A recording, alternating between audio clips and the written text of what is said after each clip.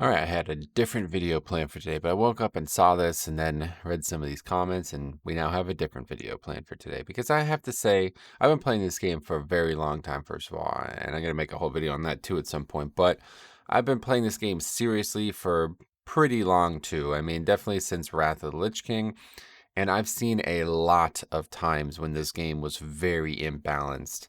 And, as a huge fan of Classic, it's actually kind of weird too, because about like 4 years ago, all anybody could talk about was Classic. And now it seems like everybody's forgotten all the lessons that we should have learned from Classic.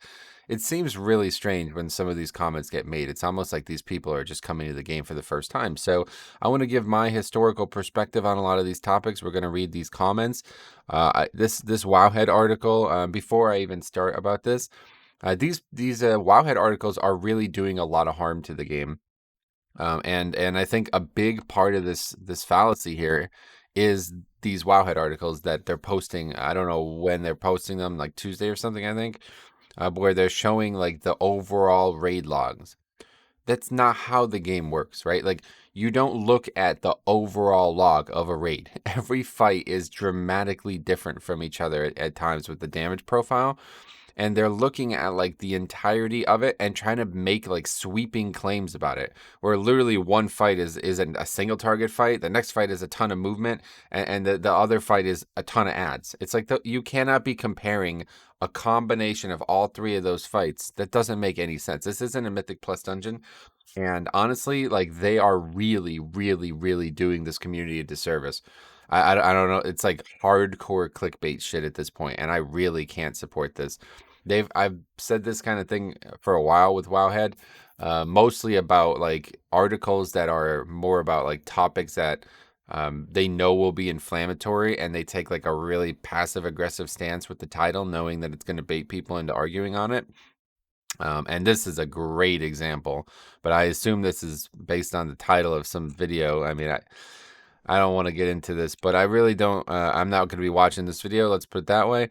But I will point out that these are good points, and if this is what's brought up in the video, then that's good. Why did Guardian Druid and Bloody Candy get such different treatment? And so that's a really weird thing to say, honestly. But yeah, anyway, why was one sort of nerf better than the other? How much does or should community outcry matter when it comes to how a spec will get nerfed? So they got different treatment because Guardian Druid was literally press a button and do 150k DPS. And I don't think a lot of people are thinking about that. This whole conversation is like, I don't think a lot of people are thinking about how the difficulty of something can play into the success of something. And blood DK it's not, you can't just press dancing root weapon. You have to use a lot of globals. You have to be very committed to doing this. And people could say like, oh, yeah, not if you go Kyran and have the jailer weapon and have a ton of haste. But that's a commitment, to have all of those things. That's a commitment. That's a commitment to a playstyle. And I don't enjoy playing that playstyle, so I don't do it. You know what I mean? There's people out there who are playing Blood DK that are not doing what the top numbers might indicate. Okay. And so that nerf was actually very fair. Like, and both were very fair nerfs. Like, I don't understand what this person, like, who makes this statement, because it's like, dude, do you know what the difference between these two outputs is? Like, are you aware of it? Because it's a very different situation here. The bear thing was literally only offense, right? Am I wrong about that? Am I missing something there? That was only offense. The Blood DK situation is multifaceted, and it's way freaking, you have to commit way more resources to make it good. So, I mean, that's why. I mean, are you kidding me? I hope this is not actually said in this video. But anyway, this is a great point. How much does or should community outcry matter when it comes to how a spec will get nerfed or buffed? Yeah, and then we talked about that with the MDI as well, man. Like, this kind of stuff is just really, I mean, it's up to you. I don't know. I'd like to hear your thoughts on what you think about that. Like, I really do feel like Blizzard is just letting the community make the game at times, and I don't think that's a good thing, because honestly, if this is what the community is getting up to, then nothing's ever going to get done. But it's a good point. Like, yeah, if people are seeing this like big, they see a big outlier in plain view, and they won't stop talking about it.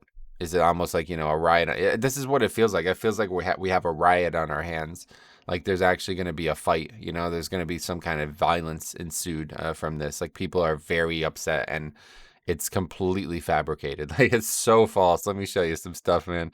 Anyway, are small percentage aura buffs acceptable, or do changes need to be more impactful or more targeted to specific parts of the class kit? And that's a good question, because what they've basically done, and I think maybe that's why we have so much unrest on this topic, is because the people see Blizzard do these things and they're like, they're not taking action. It's like, no, that is the action, dude. And I can say this assuredly, because I got I got to go to Blizzard headquarters, and I got to see some things. They have all the numbers, man. Like there is no question about this, okay? They have way more stats than you do. And what I'm looking at today is not like they're going to look at a lot more than this, okay? So if I'm able to find it literally after 1 minute of clicking on a website, I think you guys need to just settle down and give them a little bit more credit, okay? Now, are they too slow to act at times? Yeah, there's a good statement to make, you know. That's very possible. You can make that statement. Are they under maybe like they're too scared to act? Probably, yeah.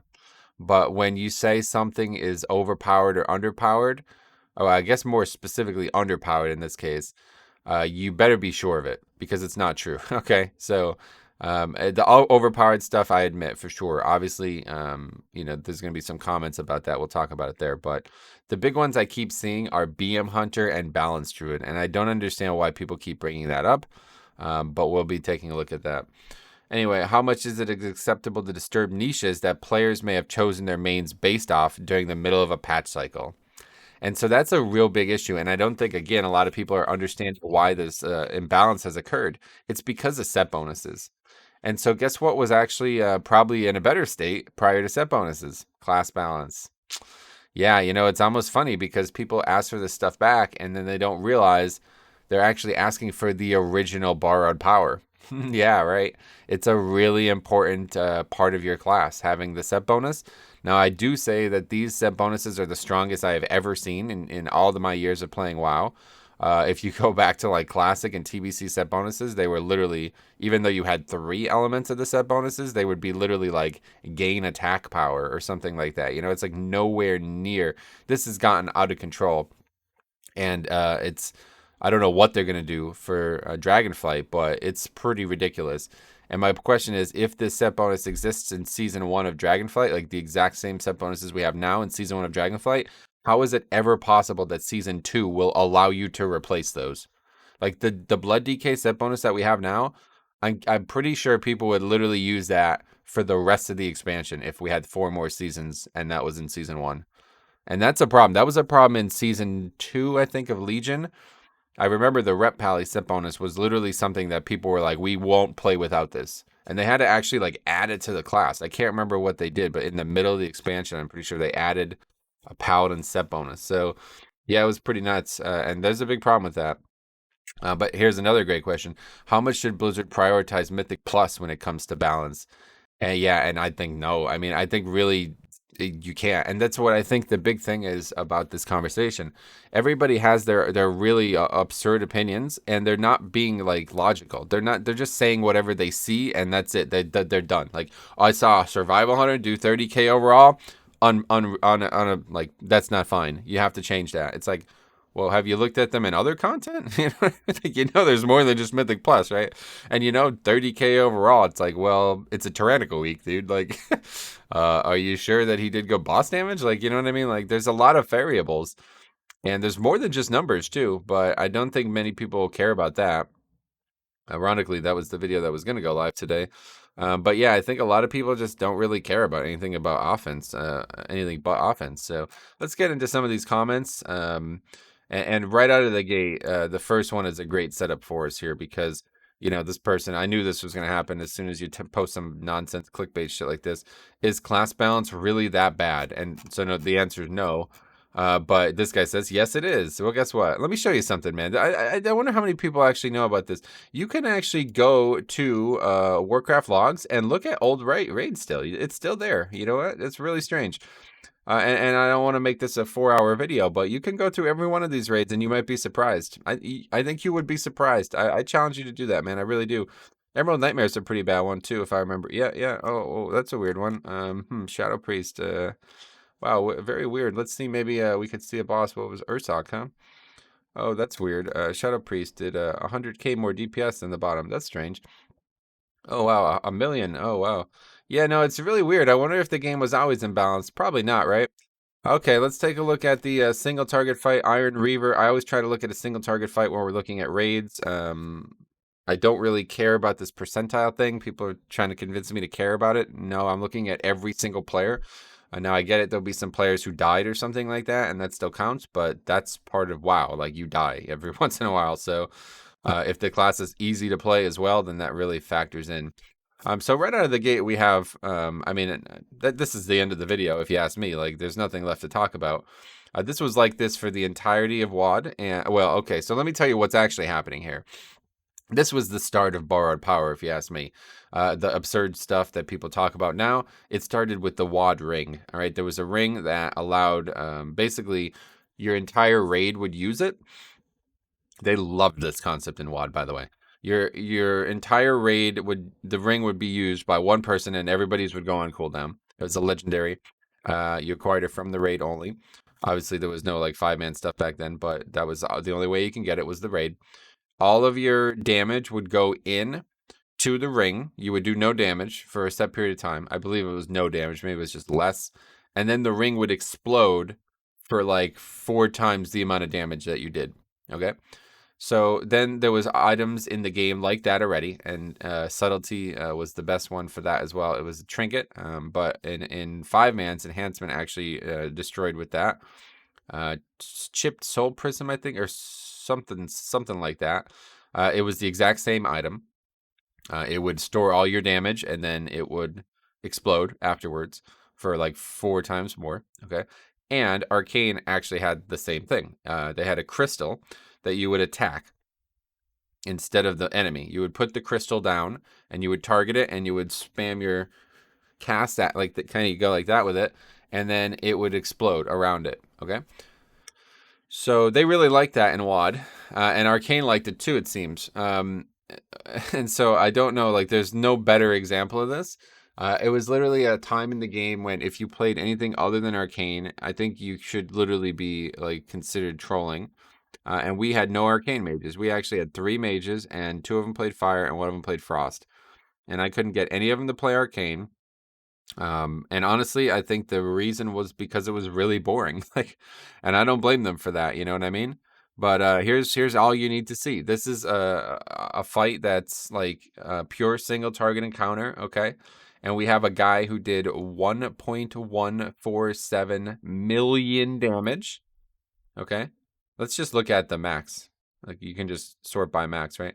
1.147 million, where the bottom spec Rogue did 100k. That guy did 1 million and actually 1,050,000 more damage than the top Rogue of the lowest spec, the top combat Rogue. So no, I mean it's not really that bad. I mean unless it gets to this level where you have some guy doing, I mean what is the factorial there? That's like what, like 10 times better, right? He did 10 times more damage. Like I mean, okay, so that's not the average, obviously. And if you look at why there's numbers like this, it's because people were bringing nothing but arcane mages. They would bring 1 tank and like 19 arcane mages. That's how people were rating for mostly just farm, I'm sure. But that was a good strategy. Let's put it that way. And even if you look at the overall, you know what I mean? 176,000 compared to 57,000. So that's what, 3 times better. So no, I mean that's it. Like this is WoD, guys. This is before all the craziness happened, right? Like you know that, right? So then in Legion, the reason that this is happening, and maybe I need to make that point more clear. The reason that this is happening is because of borrowed power, and you want to keep using this clickbait word. I'll stick with it too. You know what I mean? What I'm talking about is things like legendaries, covenants, all of these systems that compound upon each other. That's why things get imbalanced, and that's why things are difficult to balance, okay? This was a single item. That's it. It was the ring and the class. That was it. The class was overpowered. The ring was 10 times more overpowered for them especially. And here's the result. Okay.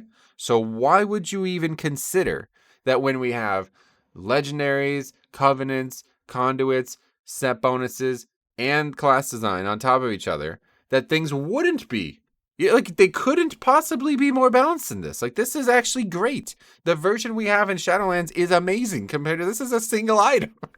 This was like this. You know how long WoD was? It had 2 raids. It's like this for a year, and it was like a year and 2 months. This freaking patch was out, and Arcane Mage was doing 1 million damage, where other classes were doing 100,000 damage.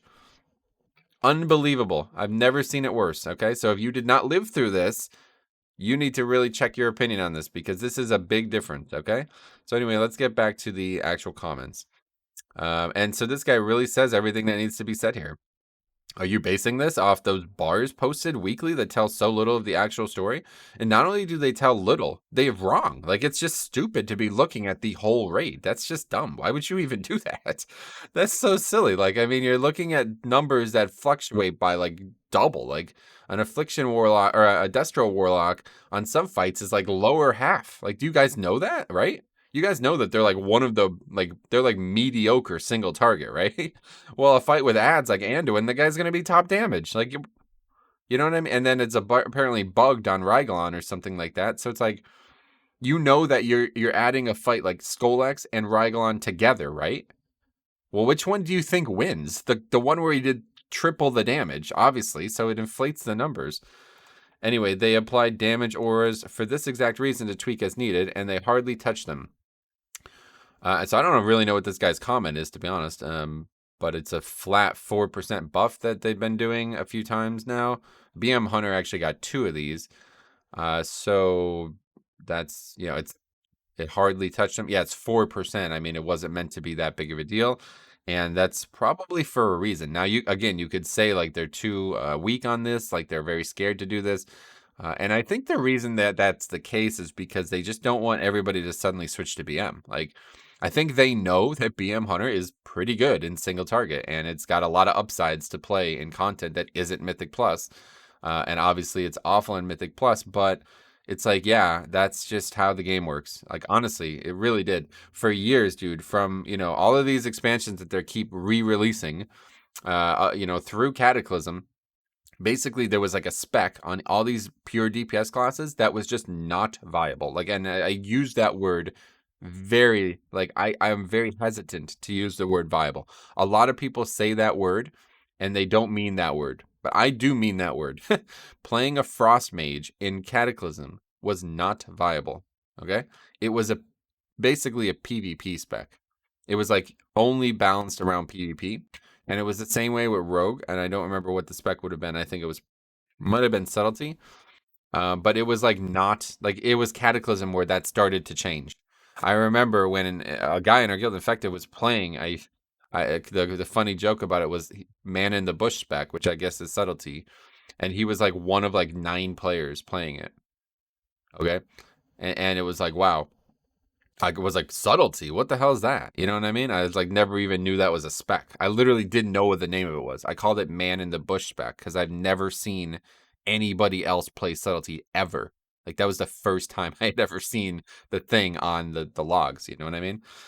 So it's not that long ago, man, and it's something that I think people like forgot. Like, yo, you're talking about is it the best it's ever, is it the worst it's ever been? Do you know that like Classic and TBC are out right now? Like, are you aware that there's a product that you could compare this to that was also World of Warcraft? I mean, I don't think people know that. Anyway, and then it starts getting really weird. Buff Havoc AoE. It's like, why?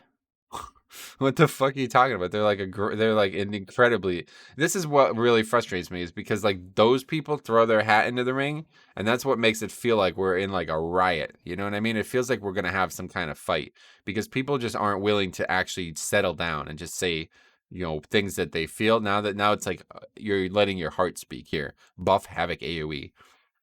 I mean, they're pretty good, man. They're a really good spec right now in all content. Anyway, look at PvP ladder. Yeah, I don't give a shit about PvP, but apparently, and I don't know anything about PvP. So if anybody's talking about PvP, honestly, I hate to say it at this point, the people who talk about PvP are just making this worse because it's not going to change, dude. PvP is awful year after year after year in terms of balance. I never, ever, ever, you know what we say around like tank and healer balance? Oh, this is the best it's ever been. I've been saying that for fucking years. Literally every season it seems to get better. And maybe this season has gone backwards in this direction, obviously. But every season up until this for the last like 2 years, I've said, wow, it's getting better and better and better. I've never heard a single person say that from PvP. Never, not once. And I don't really talk to a lot of PvPers, but every time I talk to PvPers, they always talk about how imbalanced things are. I'm talking about since the beginning of the game. So if you're still playing PvP and still complaining about imbalance, you're kind of just like, I mean, that's just kind of insanity to me, right? Anyway, this guy says it's a disaster, not bad. And so, like, I'd really like to know what this guy thinks about the WOD charts. Like, I really would like to know. Like, you think it's a disaster? He's saying it's not bad. It's worse. It's a disaster. The fuck are you talking about, dude? Like, what are you on? How is it a disaster? You know what's really funny to me too?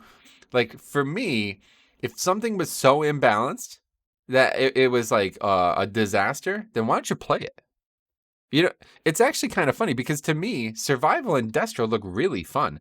I'm actually wondering, like, if they're not just insanely fun as well. I haven't played them yet, but Destro especially looks insanely fun. And Survival's always been interesting to me. But it's like, well, you guys constantly talk about how you want everything to be account-wide, right? Well, here you go. But they've been literally doing this for months, like changing the core values of the game from an RPG to some like MOBA or something like that, where you can just pick any character you want and they all start at the exact same like power level. It's like, you've been asking for this. Why don't you just switch? I mean, that's the thing about the Hunter situation.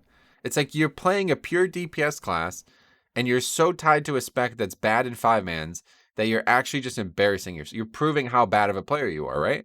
Like, if you are playing a pure DPS class and you are unwilling to even try the other two specs, and then you're like, oh, BM sucks, it needs buffs. It's like, no, dude, it has two of the best specs in the game attached to it. It's not getting buffs, okay? And it's better in single target, which I don't know if we were going to get to this at this point. Let me just quickly show this, okay? Because there's two things that I really did want to read all these comments, but I don't want this video to be that long. But it's very important that everybody understands this. Let me see if I can scroll through and see, because there was so this comment caught my eye, okay? I don't understand what this guy's talking about. Can do jailer while in the so he's saying the tanks or whatever are balanced, but he's saying no, it's wrong. And if you look at the jailer in the past 2 weeks, here are the kills. And what the hell? What does that have to do with balance, dude? Do you know what rating is? But so then he posts this, and it's like, okay, well, so what's wrong here? Okay, and again, this is just fucking stupid. Why would you even post this? Actually, I didn't even pay attention to this. Yeah, I mean, so I get it. There's not a lot of people playing those specs, but the top damage is Prot Warrior. You posted the top damage is Prot Warrior. You posted a thing about how the specs are bad. And in there, Guardian Druid are doing half the DPS of the other 4. But you posted Prot Warrior is #1, and there's only one person playing it. Like, do you know what a sample size is, dude? Like, can we get more than one person who kills Divide Vengeance to see if the spec is good or not? I don't really understand the fight. I don't know anything about it or what's going on here, but like, dude, people do, and even Prop Pally, people don't raid like this, dude. They don't pick the highest DPS spec to raid. Like, that's not what's going on here, dude. People are probably playing Blood because there's a reason for it. It's not because of its DPS. I mean, it's probably part of it for sure. But Blood is always like, and Brewmaster are always picked because they have intangible raid kits for many encounters. So anyway, that was like, yeah. But move on from the WOD stuff. But if we look at this looks like a whole different story to me, man. Now, I get it. Vengeance still is an outlier, but dude, they're not an outlier in other content. Like, they're then the opposite outlier, right? And so that's something that people need to recognize. Like, you can be good at AoE and bad at single target, and that's what we're going to look at with these specs here. But yeah, Blood is not even the top spec damage-wise, man. And Warrior is not far behind them. We talked about this a month ago now. It's not, like, it's ridiculous that people don't understand this. This is a 430 parses too only. And there's people who've done just as much damage. Look at the top end. They're actually almost identical. It's fucking 500 DPS, dude. That's really balanced. Look at this. These are all within 500 DPS. These are within, this is actually like within 20 DPS. This is ridiculous. You know what I mean? Like, what are we talking about here, dude? These are balanced. Yes, this is good. Now, Guardian and Vengeance are in trouble, I see. Maybe you're right, okay? But that's not the only job a tank has. Doing damage is not the only thing a tank does, dude. So, I don't know, man. They nerfed Guardian. I get it. You're sad about that, but that's not the only job a tank has is offense. But I do want to show also DPS as well here. So this is Skolex, okay? This is the equivalent of looking at the fight we looked at in WoD. And so the spec that is dominating 5-mans of Mage is not dominating 5-man, not dominating raids. It's Fire, okay? Fire's top spec in 5-man or in raids. And I mean, last I checked, actually Fire's on the rise, I think, pretty heavily in Mythic Plus, so that's probably going to change. It's actually tied now, so well, throw that one out. But anyway, if you look at the specs that people are talking about, this is actually hilarious to me because you have people constantly talking about Balance Druid, which we probably just won't get to at this point. But Balance Druid is actually insanely good on one fight specifically, and it's pretty good on a lot of single target. Like, it seems very good to me. It's above average on single target. It has really good top end. Like, it's well above average on top end. It's actually better than Feral on top end. And Feral's also really good. You know what I mean? They have 2 good specs as DPS. That's really good. That's a lot. That's a good thing, man. And then you have people talking about BM, okay? BM is actually above the other 2 specs on single target, like by a pretty wide margin, to be honest. 13,853. That's 500 DPS. So are you worried about tank balance? Well, guess what? BM is actually better than tank balance. Like, it's actually better than the other 2 specs, and tanks like are closer than BM Hunter and Marksmanship Hunter. So, yeah, I don't know. I mean, what's the problem here? What's actually the problem here? Even the top spec to the bottom. Like, I'm no mathematician here, so you can do the numbers, but 15K to 12K. I mean, it's a pretty big gap for sure, but here's one of the specs that everybody keeps saying is overpowered. Here's another one. Amount of people I keep hearing about Frosty K. Meanwhile, they're getting slaughtered by Unholy. I really don't get that. Like, people keep saying Frosty K over and over again in Death Knight discussions, and it's like, dude, Unholy is better. Like, what are you talking about? I don't really get it, man. I really don't. And like I said, in AoE, opposite, obviously. But this is not the only thing to consider. There are things to consider besides 5-mans. And obviously BM is really bad in 5-mans, but it's got a niche, man. It's a very good single target spec. It's great on a fight like this one too. We were looking at this too on stream the other day. Halandrius is a really good fight for them because all the movement, right? In fact, I remember the early kills of Halandrius. Faxi actually told me about this, that every hunter was BM. Like, all the top hunters switched to BM for that fight because of how much movement that fight had. So there's ways that things can be balanced even if their numbers aren't where you want them. So it's really important to recognize that fact because you're talking about something that's just not true, man. It's false. Like, it's actually incorrect. And you're looking at a very niche outlier. And look at this. Now, I get it. Warcraft logs is not really the place to go for 5-man stuff. But however they're aggregating this, the top spec isn't even those 2 things. It's subtlety. Never have I heard somebody talk about subtlety. Never. I've never heard it brought up once as an outlier. It's an outlier, man. It's a big outlier. It just doesn't do 40K overall or whatever. Like, it's actually a bigger outlier than the other 2 problems. And this comment I did want to make as well. And there's a lot. I did hope to read a lot more of this. Let me read this. Spec tuning should happen bi-weekly, similar to what Riot has been doing for a literal decade. I don't know much about League of Legends nowadays, but I will tell you that League of Legends has a much bigger problem with imbalance because those things you have to pay for. You know what I mean? Like, you have to actually buy the champions. And the game is evolving so rapidly in that game that it's really a bad problem for them. 1 week the meta shifts for no reason. Like, they don't even have to change anything. And just because of like tournaments and stuff, those things are suddenly banned. Like people won't even play, or they won't be allowed to play. You know what I mean?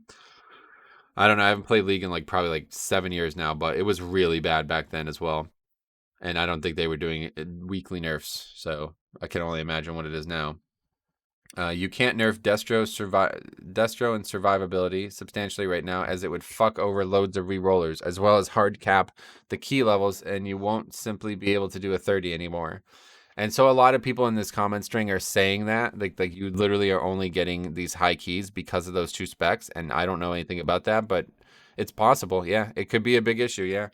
And those specs are outliers in 5-mans, obviously, but I don't see people running 3 of them. Like, I mean, I see a lot of groups have a pretty balanced like thing. Like, I've seen way more imbalance, dude. Like in season 1, Fire Mage was like, I remember people just bring like multiple Fire Mages. You know what I mean? It's not uncommon, dude. 5-mans get ridiculous because not only do you have DPS who can go nuts on AoE, but you also have tanks and healers who can do the same thing, dude.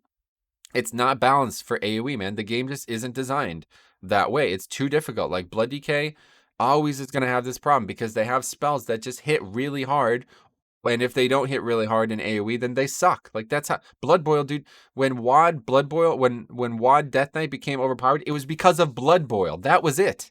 It was literally that spell.